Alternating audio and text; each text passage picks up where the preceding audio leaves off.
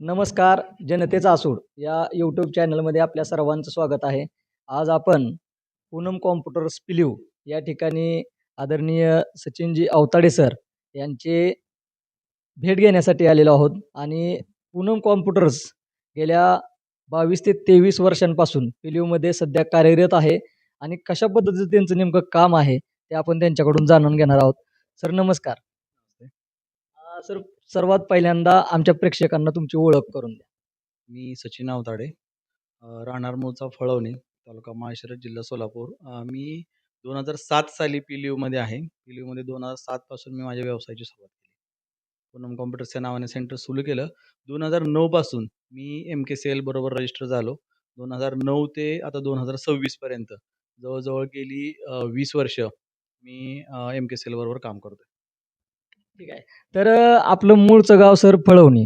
तर पिलीवमध्ये येण्याचा आणि कॉम्प्युटर्स चालू करावं ह्या पाठीमागचा उद्देश काय होता? उद्देश मूळ म्हणजे मी 2008ला पिलीवमध्ये एक सेंटर होतं देशमुख यांचं. त्यांचं सेंटरमध्ये त्यांनी कुठेतरी गावाला गेले होते. म्हणून मला त्यांनी बोलवलं. तिथले एक 30 विद्यार्थी होते. त्यांना मी 15 दिवसासाठी शिकवायला आलो. परत त्या विद्यार्थ्यांनी एवढं मी चांगलं शिकवलं, की त्यांनी म्हणले, "सर आपण इथं सेंटर चालू करू." अगदी सुरुवातीला मला अतिशय सहकार्य लाभलं, की पिलीव आमच्या गावात ग्रामसेवक होते उरवणे भाऊसाहेब म्हणून, सतीश उरवणे. त्यांचं खूप सहकार्य लाभलं. त्याचबरोबर सुशील करडे यांनी मला अक्षरशः जागा बघून देण्यापासून ते सेटअप बसवण्यापर्यंत पूर्ण सहकार्य केलं. आपल्या पिलीवमध्ये मोदा राजपूत म्हणून गुरुजी होते. त्यांचं ज्या ठिकाणी क्लास होतं, अतिशय पवित्र शिक्षण या दृष्टीने चांगली जागा मला 2007ला त्यांनी उपलब्ध करून दिली. त्यावेळेसपासून मी तिथे सेंटर सुरू केलं. आता हे सेंटर चालवत असताना आपल्याला सगळ्यांनाच माहीत आहे, की स्पर्धा खूप आहे सर. तर सगळ्यात महत्त्वाची एक गोष्ट आम्हाला सांगा, की आपल्या कोर्समध्ये सध्या कोणकोणते कोर्सेस शिकवले जातात? आपण सुरुवातीपासूनच मूळ म्हणजे MSCIT खूप मोठ्या प्रमाणात कोर्स चालवतो. त्याचबरोबर टॅली प्राईम आता सध्याला टॅली प्राईम चांगला आहे. CCTP नावाचा कॉम्प्युटर टायपिंगचा कोर्स आहे. त्याचबरोबर अकाउंटिंगचे बाकीचे टॅली प्राईम विथ GST आहे. त्याचबरोबर डिझायनिंगचे फोटोशॉपचे बरेच कोर्स आहेत. म्हणजे क्लिक कोर्सच्या अंडर अगदी वेब डिझायनिंग आहे, प्रोग्रामिंग लँग्वेज आहे, पायथॉन सारखे विषय किंवा लहान मुलांचे जे आहेत ना स्कूलचे जे बरेच कोर्स आहेत, ते पण आपण सगळे घेतो. अगदी आपण काय-काय टेस्ट आहेत मुलांच्या, की त्या फ्रीमध्ये पण घेतो.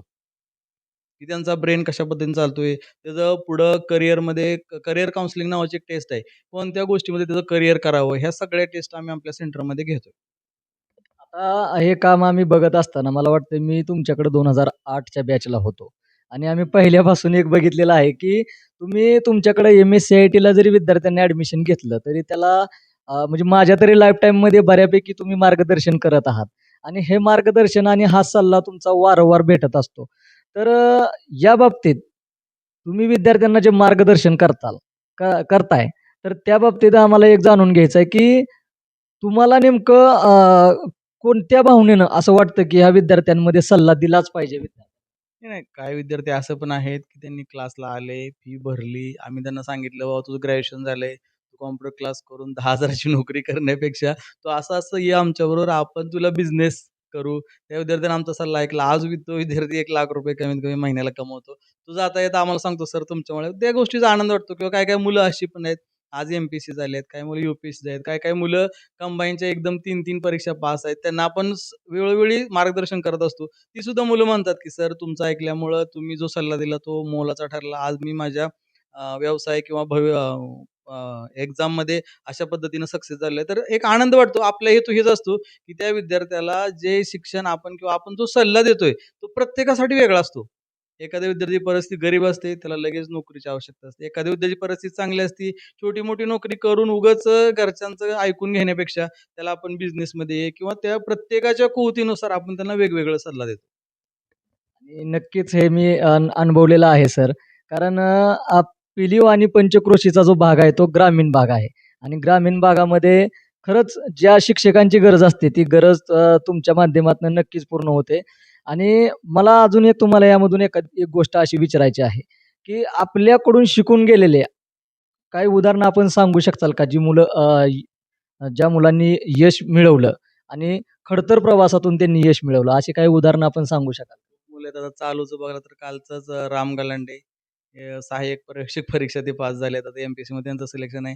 पुढच्या अजून पोस्ट त्यांनी त्यांच्या लिस्टमध्ये त्यांचं नाव आहे. मागच्या वेळेस पोलीस भरतीला आता चालवलं आपली 4-5 मुलं आहेत.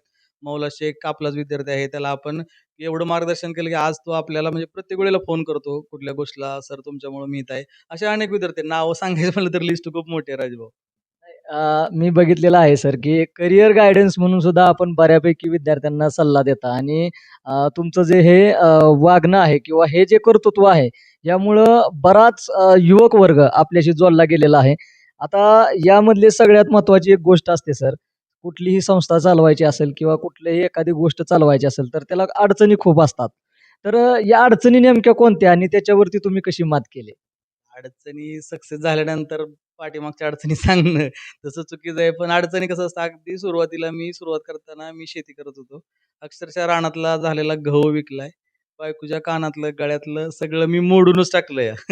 आणि त्याच्यावर मी पुण्याला गेल्यानंतर जवळ एक 20 मशीन आणलेत आणि पिलीवकरांचं सहकार्य एवढं आहे मला, की अक्षरशः ॲडमिशन झाल्यानंतर 100 ॲडमिशन झाली. मी त्यांना सांगितलं, की "बाबा रे 2 दिवस क्लासला येऊ नका. आपण सगळा सेटअप बसवतोय." त्याच्यानंतर ती मुलं थांबली. मग मला काय बोलली नाही, "सर असं का? सुट्टी का दिली? आमची फी घेतली." मी 2 दिवसांनी सेटअप त्यांनी माझ्यावर एवढा विश्वास ठेवला, की मी आज यशाच्या इथपर्यंत आलो. कॉम्पिटिशनचा मी बाहेरच्या स्पर्धकाचा कधीच विचार केला नाही. फक्त मी माझं काम मन लावून करायचा प्रयत्न करतो. यश येतं, न येतं, फक्त आपल्याला दिलेलं जे काम आहे ना, ते टार्गेट ठेवून जर केलं, तर आयुष्यात आपल्याला काही कमी पडत नाही. आता यामधून अजून एक प्रश्न विचारायचा आहे सर तुम्हाला, की भविष्यासाठी आता कॉम्प्युटर क्षेत्रामध्ये आपण बघतोय, की अगदी 2 ते 3 महिन्याच्या कालावधीत सुद्धा काही बदल होतात काही कोर्समध्ये. तर भविष्यासाठी आपल्या पूनम कॉम्प्युटर्सच्या माध्यमातून कोणत्या-कोणत्या योजना चालवल्या जातात? आता भविष्यासाठी आपण जर बघितलं तर आता सध्या एआय खूप वाढत आहे. म्हणजे आजच्या पुढच्या इथून पुढच्या आयुष्यामध्ये नुसतं कॉम्प्युटर येणं अपेक्षित नाहीये. तर आपण जॉब करतोय किंवा आपण कोणतातरी व्यवसाय करतोय. आता राजभाऊ तुम्ही रिपोर्टिंगचं काम करताय किंवा व्हिडिओ एडिटिंगचं काम करताय किंवा तुम्हाला एक मजकूर तयार करायचा आहे. अनेक एआय टूल आलेत किंवा अजून मार्केटमध्ये येणार आहेत. ह्या सगळ्यांचा वापर करून आपण आपल्याला तयार करायचा जो रिपोर्ट हो, ती सगळ्यात फास्ट आणि प्रभावीपणे कसा तयार करू? म्हणजे फक्त तुम्हाला बेसिक कॉम्प्युटर चालवायला आला म्हणजे तुम्हाला कॉम्प्युटर आला असं नाही. सध्यामध्ये सक्सेस तोच आहे, की जो सगळ्या टूलचा वापर करून पटकन आपलं काम करेल. म्हणजे असं नाही, की तो त्याला 10वीला 95% मार्क होते, तो हुशार आहे असं असं काही नाहीये. तुम्ही कॉम्प्युटर साक्षर झाल्यानंतर त्याचं वेगवेगळे टूल्स वापरून त्याचा तुमच्या आयुष्यामध्ये कसा वापर करता ह्यावर तुमचं यश अवलंबून आहे. म्हणजे नक्कीच कॉम्प्युटर ही काळाची गरज झालेली आहे आणि या बाबतीतच विद्यार्थ्यांनी आणि पालकांना आपण काय संदेश द्याल? विद्यार्थी पालकांना एकच सल्ला आहे, की आता सध्याच्या काळामध्ये आपण जर बघितलं 10वी झालं, 12वी झालं, अकॅडमीचं खूप फॅड आहे. की बाबा विद्यार्थ्याच्या पालकाला असं वाटतं, की मी ₹5,00,000 भरले, मी अमुक अकॅडमीमध्ये गेलो म्हणजे माझा मुलगा सक्सेसफुल तसं नाहीये. बरीच पालकं किंवा बरीच मुलं मला भेटायला येतात, "सर घरच्यांनी पैसे भरलेत, माझा निकाल लागणार नाहीये, मला भीती वाटते." मग मी त्यांना समुपदेशन करतो, की "बाबा ठीक आहे, तुला नाही होत, तुझ्यासाठी तो मार्ग नव्हता. नीट नाही तुला करता येत, तू मॅथ दे, सी कर. सी-ई-टीमधनं 90-95 मार्क पाड, चांगल्या कॉलेजला ॲडमिशन मिळव. तिथून तुला कॅम्पस सिलेक्शन होतं." अगदी बऱ्याच मुलांना मी कॅम्पस सिलेक्शनला सुद्धा मदत केलेली आहे. "बाबा तुझं इंग्लिश कच्चं आहे, तू हा कोर्स कर, तुझं इंग्लिश वाढव, इंटरव्ह्यू स्किल वाढव आणि तू पुढे जा." असं नाही की एक सगळं लक्षात घेतलं पाहिजे, की सक्सेस मिळवताना अपयश आलंच पाहिजे. अपयश आल्यानंतर खचून जायचं आणि परत इकडे बघायचं नाही, हे चुकीचं आहे. आपण एकदा पडलो, परत एकदा आपण उठलं पाहिजे. आपण आपल्यात काय त्रुटी होत्या किंवा आपलं काय चुकलं होतं, हे शोधून काढलं तर आपण नक्कीच चांगल्या मार्गाला जाऊ शकतो. नक्कीच सर. आणि या माध्यमातून अजून एक दुसरी गोष्ट प्रेक्षकांच्या लक्षात आणून द्यायची आहे, की एम-एस-सी-आय-टी किंवा ह्या कॉम्प्युटर कोर्स सोबतच आपल्याकडं आपण महाई सेवा केंद्र पण चालवता. तर त्या महाई सेवा केंद्रांच्या माध्यमातून किंवा कोणत्याही परीक्षांच्या स्पर्धा परीक्षांच्या भरतीसाठी आपण फॉर्म भरता. तर कोणत्या-कोणत्या प्रकारची कामं आपल्याकडे होतात? तर आपण पाहिलं तर माझा फळवणीचा महाऑनलाईनचा आयडिया आहे. तिथं मी ते सेंटर चालवतो.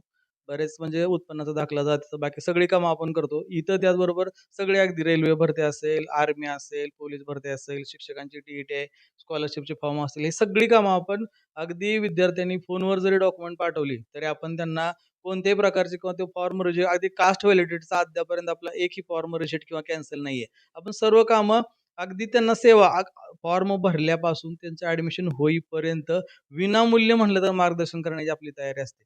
की बाबा तुला सीईटीला मार्क कमी पडले तरी तुला 100% ॲडमिशन मिळेल. तुला एकदम जास्त मार्क पडले, तू ब्रँच कुठली निवडावी, तू कॉलेज कोणतं घ्यावं, तुला फी किती बसेल किंवा ती फी कशी वाचवायची, त्यासाठी स्कॉलरशिप कोणते आहेत, या संदर्भात विद्यार्थ्याला आपण वेळोवेळी अगदी फ्रीमध्ये मार्गदर्शन करतो. अजून एक गोष्ट यामध्ये मला ॲड करावीशी वाटते. तुम्ही जसं आता म्हटला, की तुम्ही सगळ्या गोष्टींचं मार्गदर्शन करता आणि त्याच बाबतीत मला एक गेल्या आठवड्यामध्ये जी गोष्ट समजली, की एम-एस-सी-आय-टीमध्ये सुद्धा काही स्कॉलरशिप असतात. तर ते स्कॉलरशिप कोणत्या प्रकारच्या असतात? जरा काय सांगाल यात? एम-एस-सी-आय-टीमध्ये जर बघितलं ना, तर एम-एस-सी-आय-टी बांधकाम कामगारासाठी एम-एस-सी-आय-टी हा कोर्स फ्री दिला जातो. तो विद्यार्थी आल्यानंतर त्याचं फी भरून रजिस्ट्रेशन होतं. त्याच्यानंतर तो परीक्षा देतो. तो परीक्षा सर्टिफिकेट आणि त्याचं फी पावती जोडलं, तर त्याच्या वडिलाच्या अकाउंटमध्ये ते येऊ शकतं. फक्त तो बांधकाम कामगाराचा पाल्य असावा. अशा योजना आहेत त्याच्यामध्ये किंवा जिल्हा परिषद आणि महिला बाल कल्याण विभागामार्फत सुद्धा कधी-कधी फ्रीमधून एम-एस-सी-आय-टी कोर्स येतो. त्यांचा जर कोटा शिल्लक असेल, तर त्यामधून पण मुलांना फ्रीमधून एम-एस-सी-आय-टी देता येतं. तर आपण बघितलं, की सरांचं मार्गदर्शन आणि सरांचा अभ्यास खूप मोठा आहे.